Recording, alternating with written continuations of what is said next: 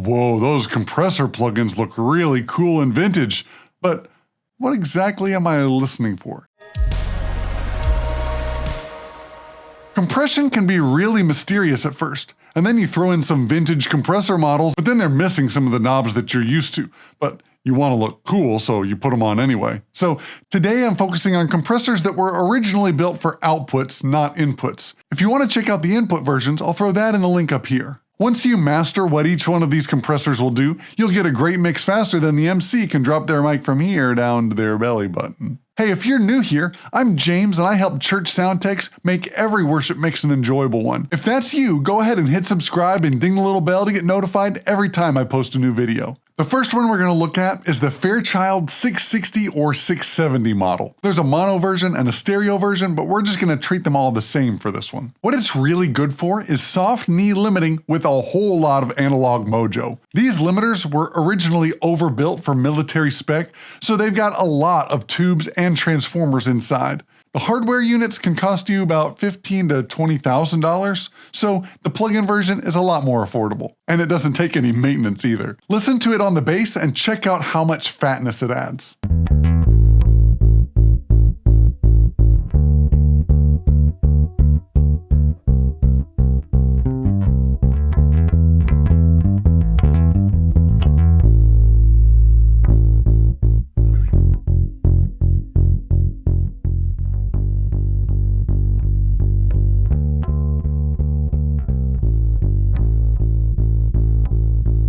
The attack and release times are set by the time constant knob, and there's some automatic stuff going on behind the scenes, so you've really just got to try a bunch of them and see if it fits what you're trying to compress at that moment. Listen to how the pick, click, and the sustain change on the acoustic guitar as I switch through the different modes.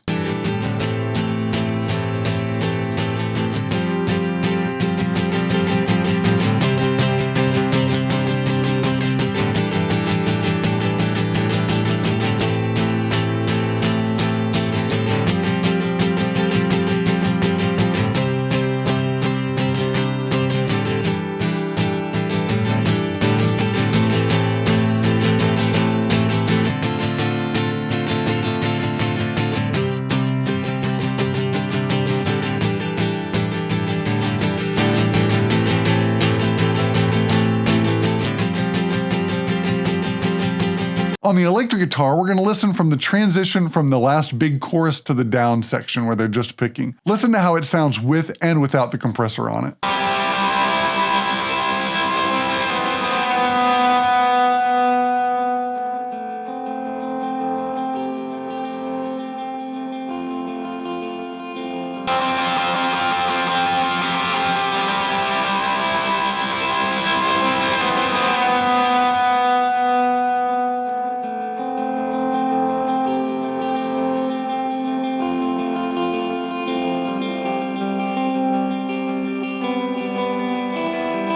Now on vocals, it doesn't operate the same way that I normally compress. I usually compress my vocals to live in the compression. But this limiter has a nice soft knee, so you can have sections of your vocal lines where there's no gain reduction at all, but then it tames the really big peaks and handles them with no problem.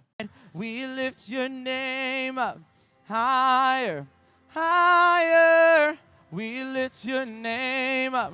Jesus be, so we'll sing hallelujah, hallelujah, for the Lord our God, He reigns, He reigns. And we give you glory, you're the Lord our God, you reign, you reign. We sing hallelujah, hallelujah, for the Lord our God, He reigns, He reigns. We have come to give you the glory, we give you glory, your. If you're putting it on your drum bus in parallel, time constant number 1 is really good for bringing out the body and the short sustain of the drums.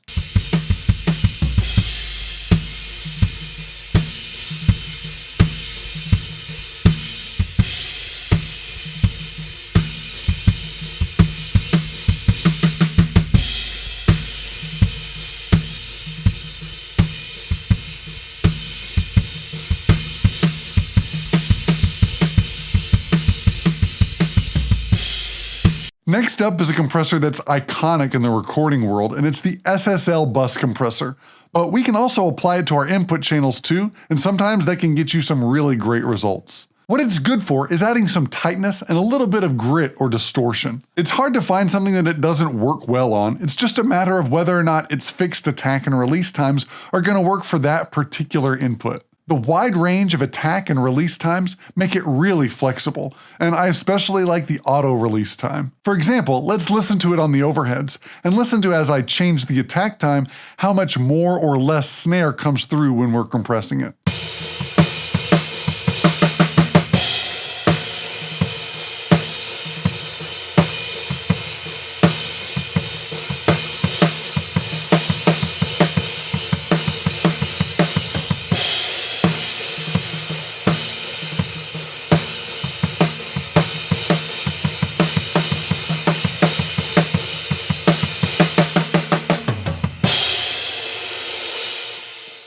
Another thing to listen for on the overheads is that the auto release time goes a little bit faster than the 100 milliseconds. Now listen to the piano, and on this, the auto release time is money.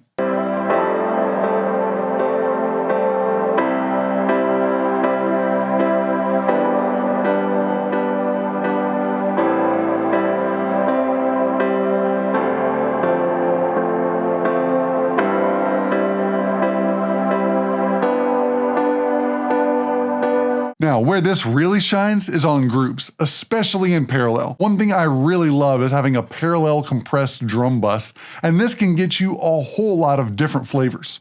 Do you want to bring out the body and the sustain of the drums? You can do that.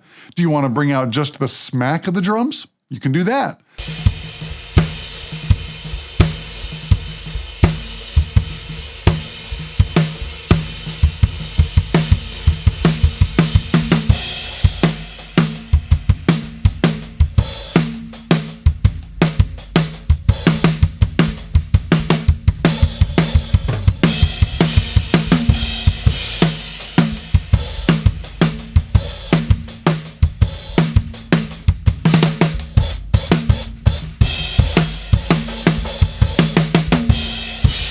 Now, if you're putting it across your whole drum bus and not doing it in parallel, just know that a little bit goes a long way with gain reduction on this. Now, I don't really love squashing vocals with it with a fast attack time. It just doesn't feel right to me. The other place where it doesn't wow me is on most guitars, but your mileage might vary, so give it a shot. As we listen to it on the kick drum, notice how the gain reduction changes when you vary the attack time. So you'll have to vary the attack time and the threshold control to try to get a better idea of comparing the different attack times.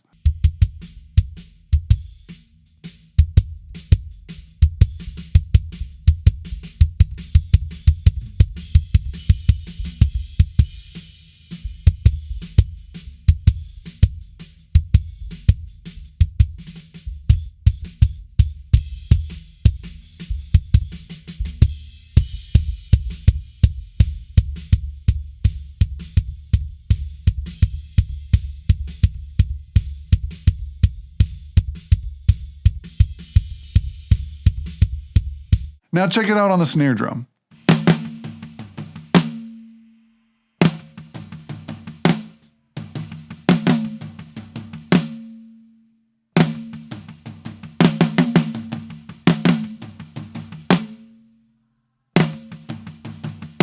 Now this compressor was made for the overall stereo mix, and in the studio I love it, but in live sound it can get a little bit tricky if you've got a really dynamic and punchy mix going into it. Although I'm not 100% sure, it sounds like it's got a hard knee and really grabs on and catches that compression when things get really big.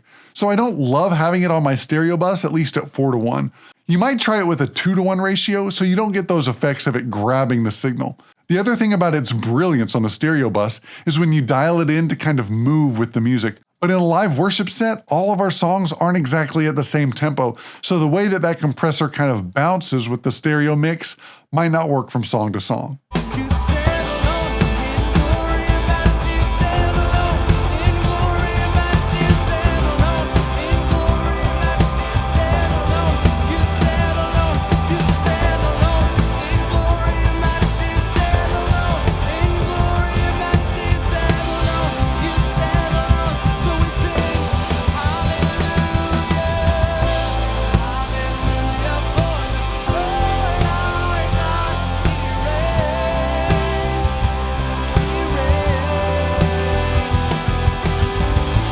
Next up are Neve compressors, and the one that I'm reviewing is modeled after the 33609, although there are some other models out there and they'll probably give you similar results. So what's it good for? Well, if you want to make something sound fat, this is the compressor to reach for. On the drum group, you're going to have to pick my jaw up off the floor because it just sounds really good.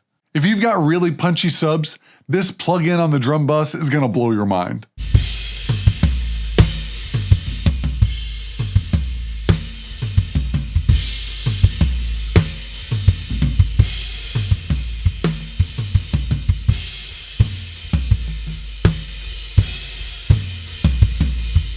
Now where I don't love it is on the drum close mics because the release time is just a little bit too slow. It could work depending on the tuning and the dampening of your drum, but it doesn't always for me. So give it a shot, but don't be afraid to try something else if it doesn't work. Now listen on the snare drum. I love the fatness, but if the drum is ringing too much, the release time can push that up and mess with the balance of that, and I don't love that so much. It also might not recover enough for the ghost notes, and you could be pushing those down with the compressor instead of pulling them back up.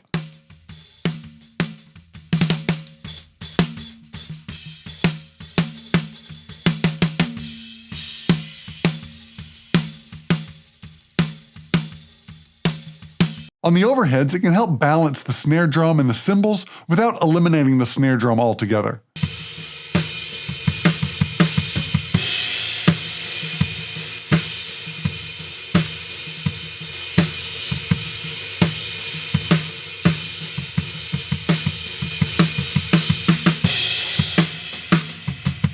On the bass guitar, it is just so fat, and you can really crush it without really losing the essence of the bass.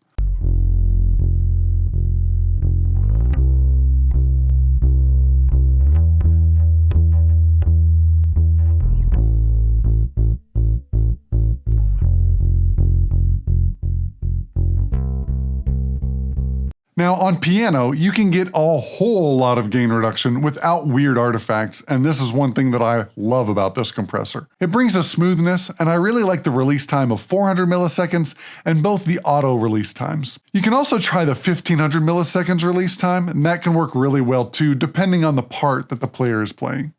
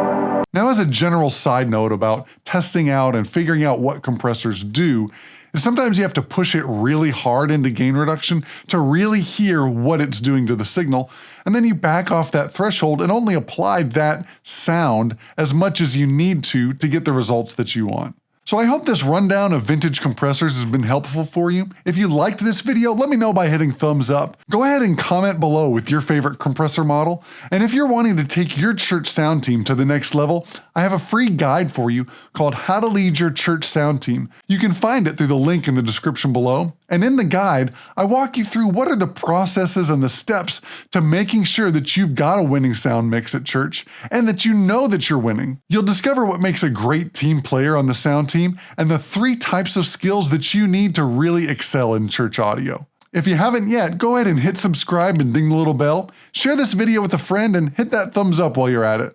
And remember, it's all about the low end, avoid the sound tech solo, and nobody leaves church humming the kick drum. Check out some more videos down here, and we'll see you back here next time on Attaway Audio.